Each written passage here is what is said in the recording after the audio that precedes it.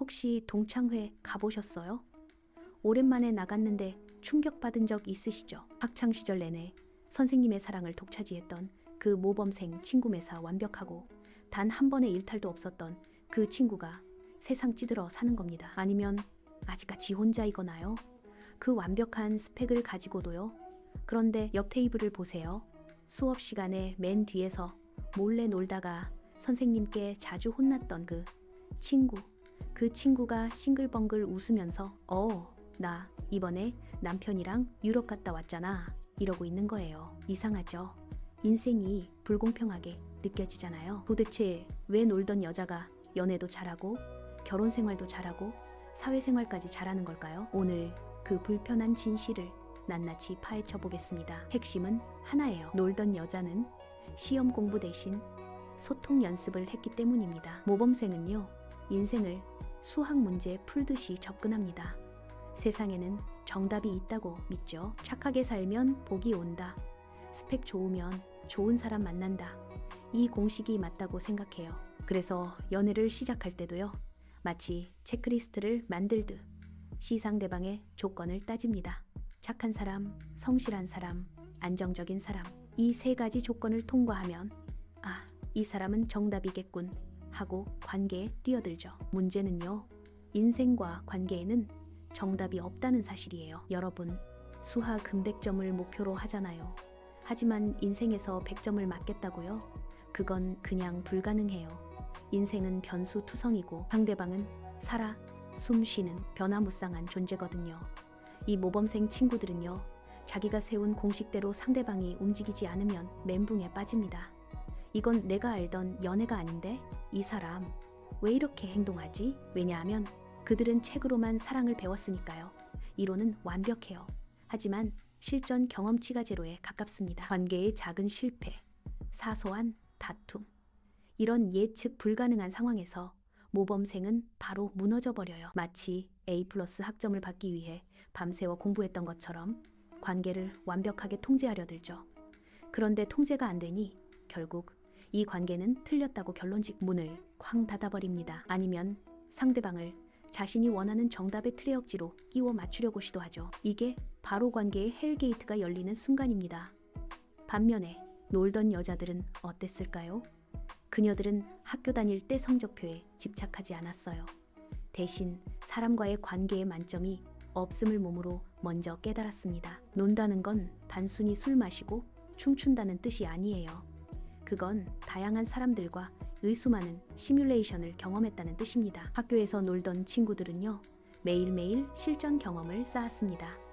A그룹과 놀다가 B그룹에게 미움을 받아보기도 하고, 썸 타던 남자애한테 말도 안 되는 이유로 차여보기도 하고요. 가장 중요한 건 그들은 수없이 거절을 경험했다는 겁니다. 거절당했을 때 내가 못나서 거절당했어 라고 자책하기보다는 이럴 수도 있지, 나랑 안 맞네, 다음 하고 훌훌 털고 일어나는 법을 아주 어릴 때부터 배웠어요. 이것이 바로 회복 탄력성입니다. 모범생들은요, 시험에서 틀리는 걸 극도로 두려워하듯이 인간관계에서 단 한 번의 실패도 용납하지 못해요. 그들의 자존감은 완벽한 결과에 기대어 서 있거든요. 하지만 놀던 친구들은 이미 수많은 실패와 쪽팔림을 통해 자신이 완벽하지 않아도 실수를 해도 세상이 무너지지 않는다는 것을 알아요. 연애가 깨져도 괜찮아요.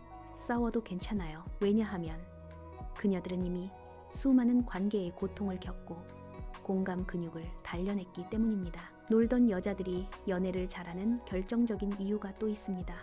바로 눈치와 유연성이에요. 수많은 그룹에서 놀다 보면요, 이 사람이 지금 뭘 원하는지, 이 분위기에서 무슨 말을 해야 할지 굳이 머리로 생각하지 않아도 몸이 먼저 압니다. 이건 교과서로 배울 수 있는 게 아니죠. 바로 사회적 지능입니다. 모범생들이 팩트와 논리를 따질 때 놀던 여자들은 감정과 분위기를 읽습니다. 남자친구가 힘들어할 때 모범생은 그래서 네가 잘못한 게 뭐야? 라고 따져 물을 수 있어요. 하지만 놀던 여자는 아이고 힘들었겠네, 일단 한잔하자 하고 공감부터 해줍니다. 관계에서는요, 팩트가 중요한 게 아닙니다. 공감이 중요해요. 상대방의 감정을 읽어주고 그 감정에 동조해주는 능력, 이것이 바로 건강한 관계를 지속시키는 유일한 힘입니다. 모범생들에게는 이게 너무 어려워요. 왜냐하면 그들은 감정보다 정보와 지식을 더 중요하게 취급해 왔으니까요. 그래서 이들은 착하지만 외로운 사람이 됩니다. 완벽한 스펙과 착한 인성을 가졌는데도 주변에 사람이 남아나지 않죠. 왜냐하면 사람들은 자신을 가르치려 들거나 자신의 감정을 분석하려는 사람보다는 그냥 있는 그대로 받아주는 사람을 원하니까요. 그럼 이제 어떻게 해야 할까요? 이미 성인이 되어서 놀았던 시간을 되돌릴 수는 없잖아요. 괜찮습니다. 지금부터라도 놀이의 기술을 익히면 돼요.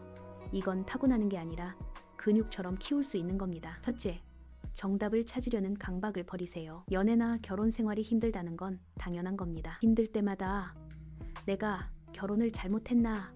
라고 생각하지 마세요. 그냥 인생이 원래 이따위로 복잡한 거예요. 완벽한 관계는 없다는 사실을 받아들이는 것부터 시작입니다. 둘째, 작은 실패를 두려워하지 마세요. 이것이 가장 중요합니다. 혹시 모태솔로거나 늘 짧은 연애만 해왔다면요. 당신은 연애 근육이 매우 약한 상태일 수 있어요. 지금부터라도 나에게 상처 주는 사람을 만나봐야 합니다. 의도적으로 좀 이상한 사람도 만나보세요. 당신이 모범생이라면 이상한 사람과의 관계는 엄청난 시뮬레이션 경험을 제공해 줄 겁니다. 이별의 고통을 겪고 자존심 상하는 일도 겪어보세요. 그 경험들이 당신의 소통 근육을 단단하게 만들어줍니다. 셋째, 나 중심의 대화에서 벗어나세요. 모범생들은 발표를 잘합니다. 자신이 아는 정보를 명확하게 전달하는 데는 능숙하죠. 하지만 대화는 발표가 아닙니다. 대화는 핑퐁 게임이에요. 상대방이 무슨 말을 하는지, 그 속에 숨겨진 감정은 무엇인지 진심으로 귀 기울여야 합니다. 내 이야기가 끝나면 바로 상대방에게 질문을 던지세요. 그래서 너는 어떻게 생각해? 그때 기분은 어땠어? 상대방의 이야기를 이끌어내고 그 공간을 채워주는 것이 진정한 소통입니다. 여러분, 인생은 단거리 달리기가 아니에요. 누가 더 완벽한 스펙을 가졌는지 경쟁하는 시험도 아닙니다. 인생은 수많은 사람들과 함께 걸어가는 마라톤입니다. 이 마라톤에서 승리하는 사람은요, 지치지 않고 달리는 체력뿐 아니라 옆 사람과 보폭을 맞추고 힘들 때 서로 격려하며 유연하게 대처하는 사회적 근육을 가진 사람이에요. 지금까지 놀이에 서툴렀다고 해서 실망할 필요 없습니다. 지금부터라도 세상으로 나가서 부딪히고 깨지고 다시 일어서는 연습을 시작하세요. 놀던 여자가 이기는 삶, 그것은 단순한 운이 아니라 오랜 시간 관계를 연습한 실전 능력의 결과입니다. 이제 당신의 차례예요.